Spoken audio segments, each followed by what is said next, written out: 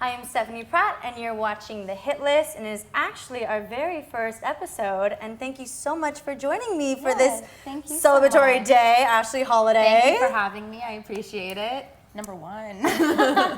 So basically, you guys can hang out with me every week. I'll have different celebrities, and we'll be talking about, different hot topics and hearing about all their different projects. So before we get into your exciting life, yes, let's talk about my exciting fantasy life of all the hot guys I wish I was dating. I am so into that topic. I feel the same way. First of all, are you single? Are you going to get in trouble? I'm not single, but I think we've got an agreement. I think we have an understanding. He's got his women, I've got my men. I think we're both cool on this one. Okay, so let's hear your list.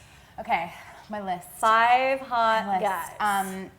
Ryan Gosling, because why is he? You don't even need to explain. Yeah, he's on every list. He saves stars. He's Superman.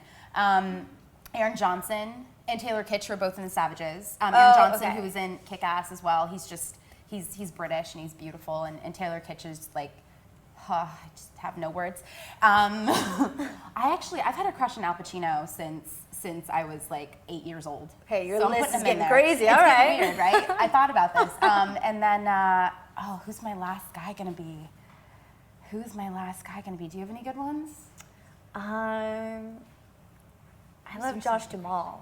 That's a really good one. So do I. I love Transformers. him. Oh, he's so cute. I think that's it. All he's got is Transformers, but I don't care. And that show, Las Vegas. He was on Las Vegas. Oh, yeah, I was dedicated. Oh, and that movie with the baby. I love them. Life as We Know It. Oh, wait, whoa. Yeah, is that with Katherine Heigl? I love that movie. It's really Best cute. guest ever. And he's adorable in it. Yeah.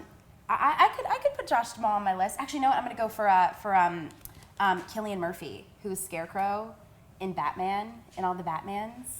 And he was in 28 Days Later. He's Irish. Oh, he's so stunning. Okay, I'm going to have to Google him. You can. He's got like bright blue eyes, and he's just perfect. Is your boyfriend British by any chance? No, I wish he was.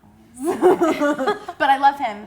No less than I do. I don't want to be British. I don't care. God, okay. I love American boys. You're going to get me in trouble. I'm going to get me in trouble. Okay, so back to business. Yes. Your show is on every single day. It is on every single day. Hollywood Heights. And okay, it's not just on Nick.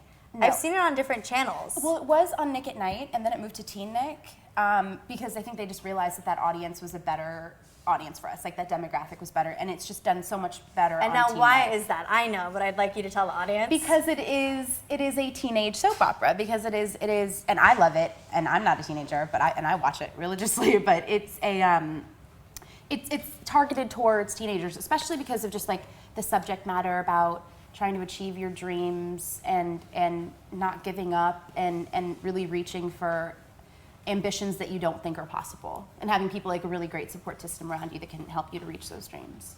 Okay, well, that all sounds really lovely, but I've seen an episode and it is crazy. You're making crazy. it sound. I know. Parents aren't just watching this. Don't worry. I know exactly. Well, parents probably should be watching their kids watching it, but it's there's so many storylines that jet off of that main like sweet centered dream storyline of the main character Lauren Tate, played by Brittany Underwood. That it just gets crazy. Now we've got we've got Tyler and Chloe, who are just this crazy couple that are constantly scheming to get what they want. We've got me trying to scheming to get Lauren where I want her to go in her career, because I play her best friend. Yeah, tell us more about your character. What can we see? Yes, I play Melissa Sanders. I play her best friend, Lauren's best friend. And in the beginning of the show, my role is kind of mainly to support her and to make her realize how amazing she is and how creative and how her songwriting and her singing is really something to be, admired. And then as we get into the storyline and as she starts to realize that, my character goes on this other journey where I find out, and it's already been found out, but that my mom is not my real mom, that my aunt is actually my real mom. Well, that's confusing. My aunt. No, yeah. Do you get what I'm saying? You got it. Okay, good. So it's just my storyline kind of veers off, and I think that all of our storylines just kind of like come off of that main nucleus of Lauren trying to get where she wants to get with her career. And there's so much. There's backstabbing. There's cheating. There's robbery. There's drug use. There's pregnancy. There's just everything you could get. Why is it on Nick at Night? It's TeenNick. Because Degrassi on HBO. I know, right? Exactly. I would love that. Degrassi is on TeenNick, and I think that's kind of the same genre. It's that same like it's just bad enough. You know what I mean? Like, it's just like fun enough and silly enough that you don't have to take it too seriously. I love that you compared it to Degrassi because I remember watching it but like, it's all the same. Like, Yeah, you know, I don't it's know why it's still being shown even. Like Hollywood Heights, I feel it's like the newer generation, like newer problems, and it's just more relatable. It is relatable, and at first it was almost. It was kind of shocking how relatable it was, and as we get on, like storylines get more, you know, dramatic and more kind of soap opera-y. But it is and Lauren's character is very relatable for any girl who wants to accomplish something that she thinks she can. Yeah. And she should. You should do it because you never know. Now, will you and Lauren, will you guys continue to be best friends? We actually just went through a tumultuous little time together in our relationship. We got into a big fight. But things do get better. I think that they both realize that no matter what changes in their careers or their lives, that they're always going to be there for one another, even if one happens to become a bit of a diva.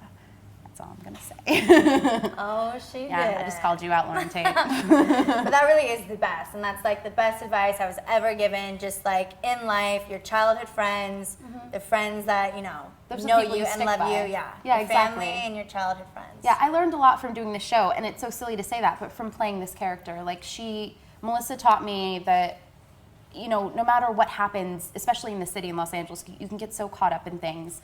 And when you have your group of people, the people that ground you and make you feel the most like yourself, that's really what matters. Yeah. Yeah. And not to be a mom, but I will say this: you are who you surround yourself with. That is true. That is very, very true. Good point. Yes. Yeah. Well, thank you so much for being the first guest ever. I know, I'm so excited. Thank you for having me. Oh my God, thank you for coming. Absolutely. And good luck with everything. Thank you so much. Sorry for throwing that Al Pacino in there, guys. That was weird. We'll be thinking about it all night. We'll talk about it later. Sorry.